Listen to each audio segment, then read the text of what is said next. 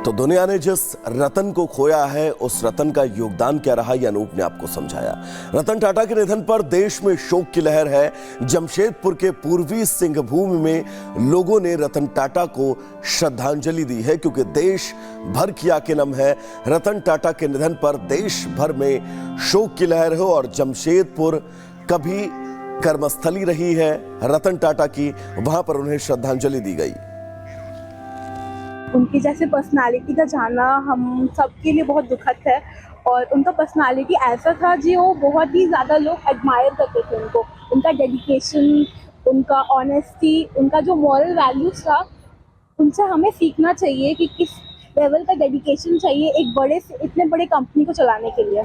ये काफ़ी दुख की बात है, हमें काफ़ी ख़राब लग रहा है क्योंकि हमने सोचा नहीं था कि उनका टाटा जी जैसे महान पुरुष का निधन ऐसे अचानक होगा और ये काफ़ी हमारे लिए बहुत दुखमय बात है। चलिए आगे बढ़ते हैं और देखते हैं दूसरी खबरें। तो देश भर में लगातार एक विशेष सोच की तरह, जिस तरह से जिहादी मानसिकता वाले मुट्ठी भर लोग अलग अलग पैटर्न से सनातन को टारगेट कर रहे हैं, तो ये बेहद खतरनाक तरीका है। ऐसी कोई जगह बची नहीं जहां पर ये जिहादी सोच अपना एजेंडा फिट नहीं कर रहे हो। एक ऐसा ही मामला बिहार के स्कूल से सामने आया है। क्या है ये मामला, इस खास रिपोर्ट से आपको बताएं।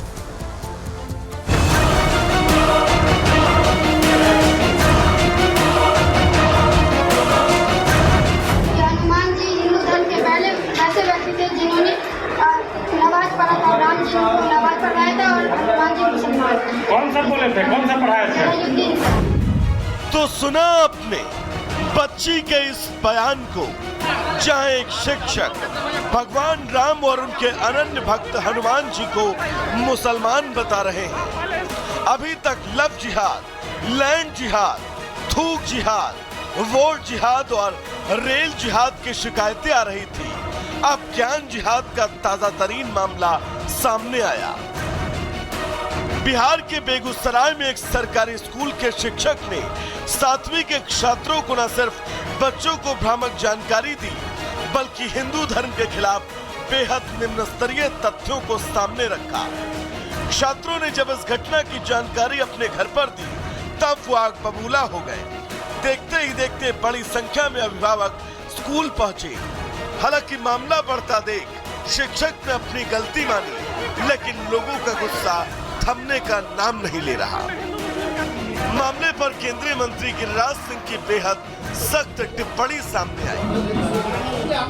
ये मुझे लगता है ये एक साजिश है। माननीय मुख्यमंत्री से कहूंगा, ऐसे शिक्षकों के ऊपर अविलंब कार्रवाई की जाए। अगर ऐसे शिक्षक रहेंगे समाज में विद्वेष फैलाएंगे और समाज को अब ऐसे शिक्षकों पर भरोसा नहीं है, न हिंदू समाज। हालांकि ये घटना कोई नई नहीं है। आए दिन जिस तरह से हिंदू धर्म को टारगेट करने के लिए नए नए हथकंडों का इस्तेमाल होता है, वो बेहद चिंताजनक है। लेकिन इस बार तो हद ही हो गई। जिहादी सोच की आज अब शिक्षा के मंदिर में जा पहुंची, तो सवाल उठता है कि जिस पर देश के भविष्य को संवारने की जिम्मेदारी है, वही तबका देश की शिक्षा व्यवस्था के मूलभूत ढांचे में जिहादी मानसिकता की चोट करने लगे, तो उम्मीद किससे की जाए। Bureau report, Republic Bharat. Deal done है। भारत महाबली बनने की कगार पर क्या आगे बढ़ेगा? बेगूसराय में ज्ञान जिहाद से जुड़ी तस्वीर, मथुरा तक वक्फ की मनमानी से जुड़ी खबर, बाइडेन नेतन्याहू के बीच 50 मिनट चली बातचीत और उसका सार, साथ ही इजराइल को लेकर, ईरान को लेकर जो धमकी इजराइल ने दी है, उस धमकी से जुड़ा विस्तार आपको बताएंगे। लेकिन सबसे बड़ी तस्वीर, आज देश ने इस देश के मशहूर उद्योगपति रतन टाटा को खो दिया है। उनका अंतिम संस्कार आज होगा।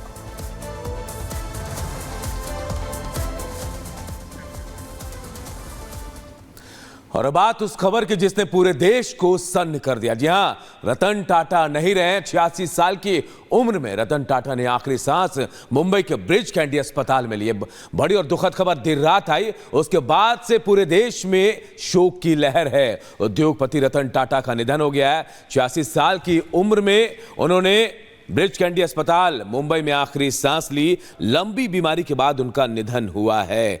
तो देश ने एक अनमोल रतन खो दिया है और रतन टाटा की पहचान सबको पता है। रतन टाटा को पता है रतन टाटा के बारे में सबको, कि कैसे न सिर्फ एक उद्योगपति थे बल्कि एक सामाजिक तौर पर, सामाजिक शख्स के तौर पर कैसे अपनी पहचान बनाई, गरीबों को कैसे मदद की, और कभी भी कोई सोशल कॉज होता था, कोई ऐसा काम जो देश के लिए बढ़ चढ़ कर हिस्सा भी लेते थे, अलग पहचान रतन टाटा ने बनाई। और देखिए, रतन टाटा अब इस दुनिया में नहीं रहे।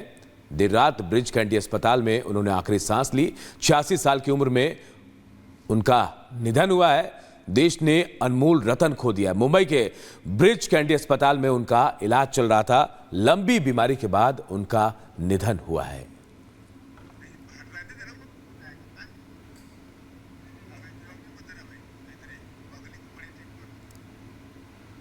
तो बिल्कुल इस बीच आपको बता दें, रतन टाटा का पार्थिव शरीर उनके आवास पर ले जाया गया है। ब्रिज कैंडी अस्पताल से उनके आवास पर उनका पार्थिव शरीर ले जाया गया है। कोलाब स्थित उनके आवास पर रतन टाटा का पार्थिव शरीर अंतिम दर्शन के लिए रखा जाएगा। कल देर रात रतन टाटा की मौत के बाद उनका पार्थिव शरीर उनके घर ले जाया गया है।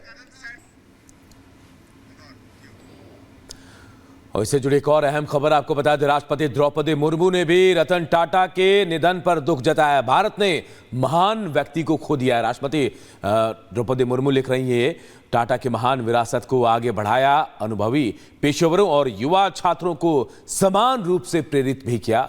परोपकार और दान के लिए उनका योगदान अमूल्य है। जी हां, पूरा देश आज सन्न है। और जो योगदान रतन टाटा ने देश के लिए किया, उद्योग के लिए किया, उसके बाद अब तमाम लोग अपना शोक और दुख प्रकट कर रहे हैं। बिल्कुल अनूप, रतन टाटा के निधन पर पीएम मोदी ने भी शोक जताया है। रतन टाटा के साथ प्रधानमंत्री की अनगिनत यादें और उन यादों को याद करते हुए प्रधानमंत्री नजर आए। रतन टाटा एक दूरदर्शी कारोबारी थे, ये ट्वीट प्रधानमंत्री नरेंद्र मोदी ने किया है। और साथ ही जब वो गुजरात के मुख्यमंत्री थे, उस दौरान रतन टाटा से नरेंद्र मोदी की वो तमाम मुलाकातें, जिन मुलाकातों को भी प्रधानमंत्री याद करते हुए नजर आए। पूरा देश इस वक्त भावुक है, क्योंकि देश ने न सिर्फ एक उद्योग जगत का बड़ा सितारा खोया है, बल्कि एक समाज सेवी, समाज का वो सितारा खोया है जो समाज के लिए हमेशा सर्वोपरि खड़ा रहता था। और देखिए, सीएम शिंदे ने भी रतन टाटा के निधन पर दुख जताया है। मुख्यमंत्री एकनाथ शिंदे ने घोषणा की कि राजकीय सम्मान के साथ रतन टाटा का अंतिम संस्कार होगा। सीएम शिंदे उनके अडिग फैसले, साहसी रवैया और सामाजिक प्रतिबद्धता को हमेशा याद रखा जाएगा, ये कहा है सीएम शिंदे ने। तो देखिए, पूरा देश आज शोक में है, शोक संतप्त है। एक अनमोल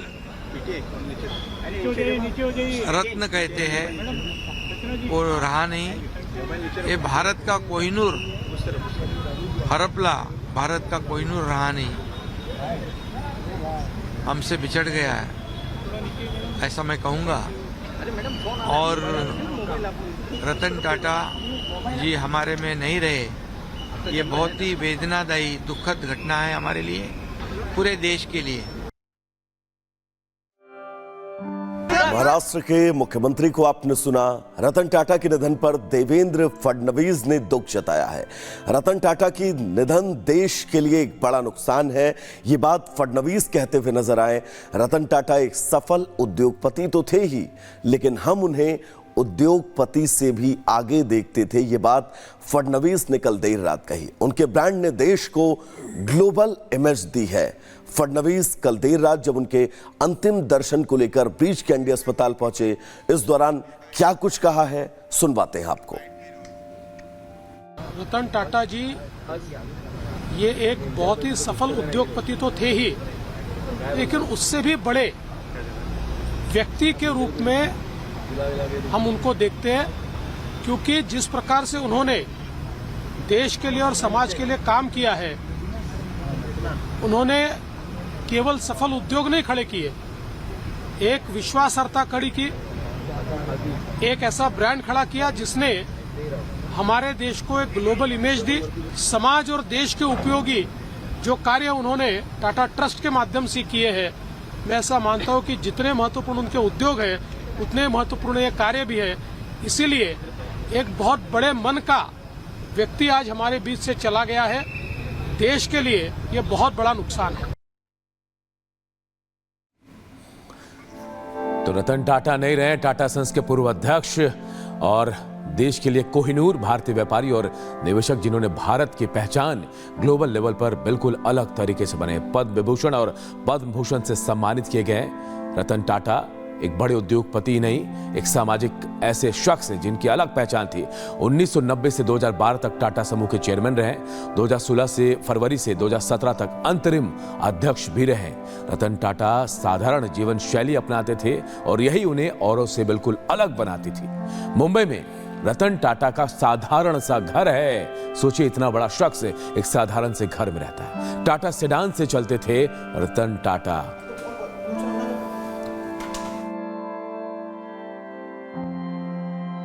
छियासी साल की उम्र में निधन हो गया और एक अनमोल रतन देश ने खो दिया है।